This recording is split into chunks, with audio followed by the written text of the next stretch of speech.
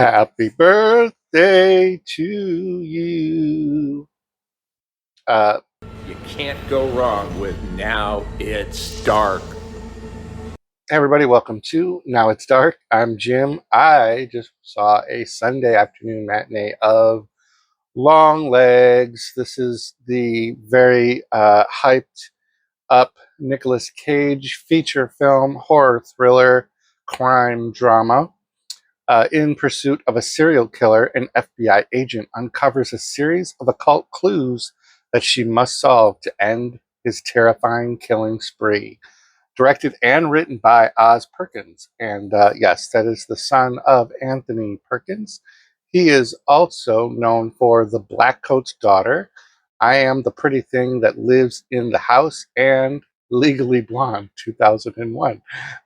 Very interesting. So this stars um, as the main lead character, Agent Lee Harker, Maika, Monroe, and I know her best from the movie It Follows. And obviously, Nicolas Cage plays the character Longlegs.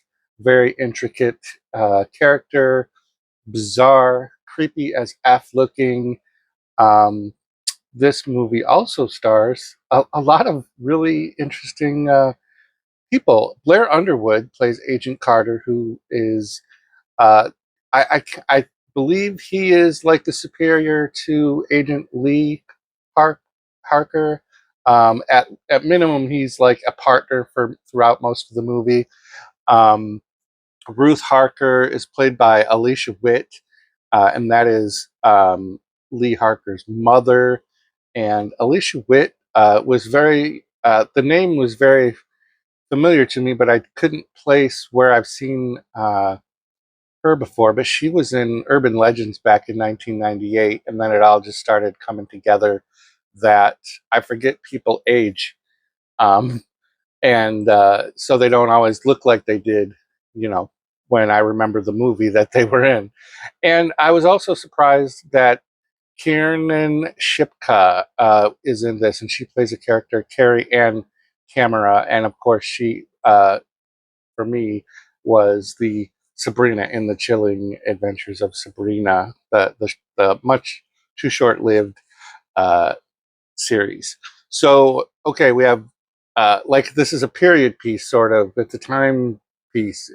Like it has a very 70s kind of gritty look to it, and I think it flashes from the 70s. I think it is supposed to be in the 90s, though. Um, Nobody has a cell phone. All of the cars and stuff are all like 90s kind of thing. Nobody has a cell phone that I remember seeing. And in Agent Carter's office, there's a big, huge portrait of President Bill Clinton behind him. So that's kind of setting your mental state of what time frame we're in. But it definitely, the story takes place throughout the 70s and into the time frame, because Longlegs apparently has been doing his stuff throughout. So first off, my take on Agent Lee Harker, played by Maika Monroe, was that she's very, very odd.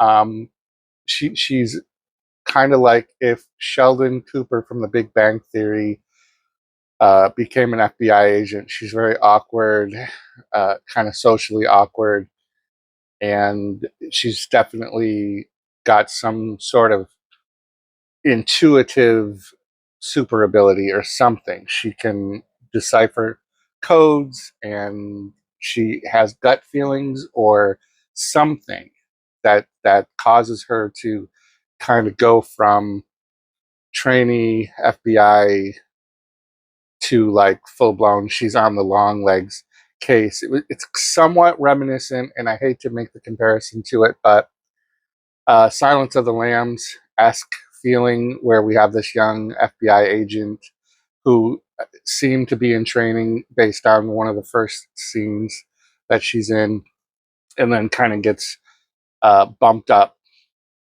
in a short amount of time to this major serial killer case.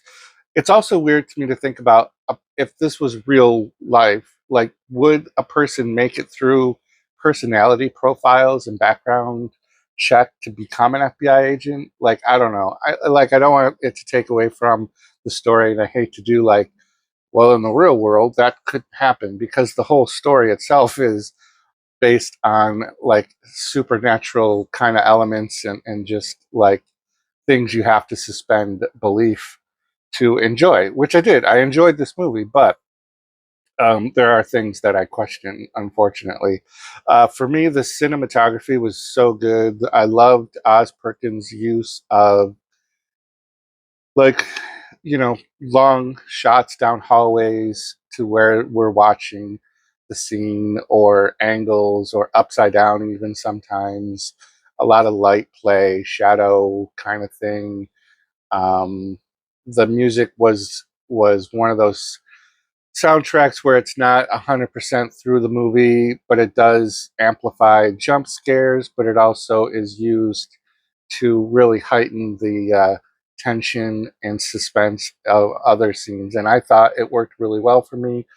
Um, I don't know that this movie is going to be for everybody. I put overhyped on my thumbnail because um, I do think that this has got a lot of overhype to it. And but I liked this movie. It just didn't quite deliver as much of the Nicolas Cage Longlegs that I guess maybe I let myself believe was going to be more of the movie. Now he's in the movie, and we do get enough Longlegs scenes, and the story progresses quickly.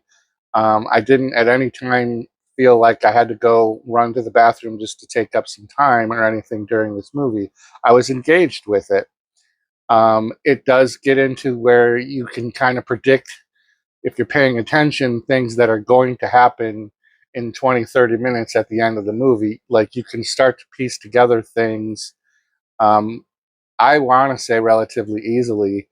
But this isn't your typical slasher film. It's not a lot about the serial killing as much as it is about the serial killer, and not about the motivations or anything like that. It's very much like a crime drama, and then we get like elements of flashback, and we're following Agent Harker's abilities and how she goes through the process of figuring out, deciphering codes and clues that have been left behind. And then we find out, and this isn't spoiler, it's out there in trailer and other synopsises, but there's a connection between Agent Harker and Longlegs. And like midway or three-quarters of the way through the film, that's when things really start to pick up, and the action starts happening, and it's really neat. I'm trying really hard not to spoil this since it's such a new movie, um, but the thing that's not overhyped is how creepy Nicolas Cage looks as Longlegs. Like, he's definitely he was a great choice for this film.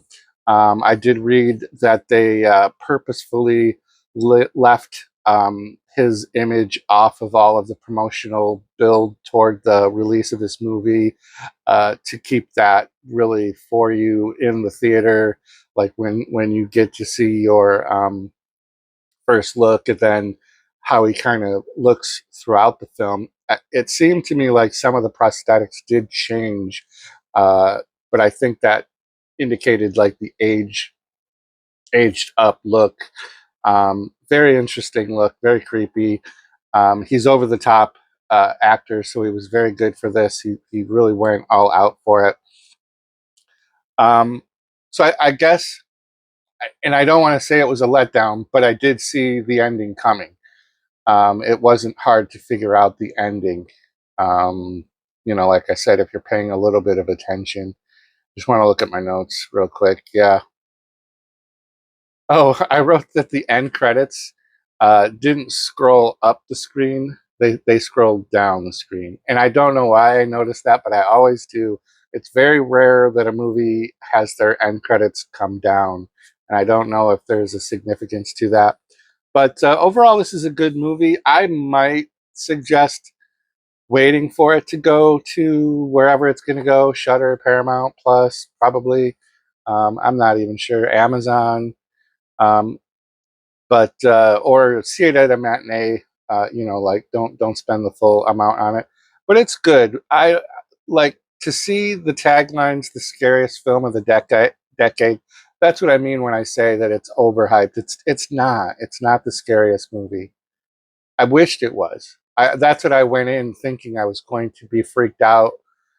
I've seen reviewers do non-spoiler reviews where they said that they were afraid to go back into their houses and they were checking corners. I don't know where that's coming from because I definitely didn't feel that way. And maybe I did see this at the wrong time of the day. I saw it very early in the afternoon when it's super bright out, 90-degree day.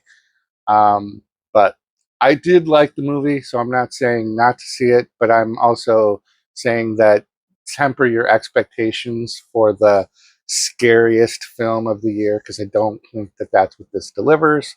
But it is a good movie nonetheless. So there you go. If you've seen this movie, leave some non-spoiler comments down below and keep coming back to the channel for more great stuff.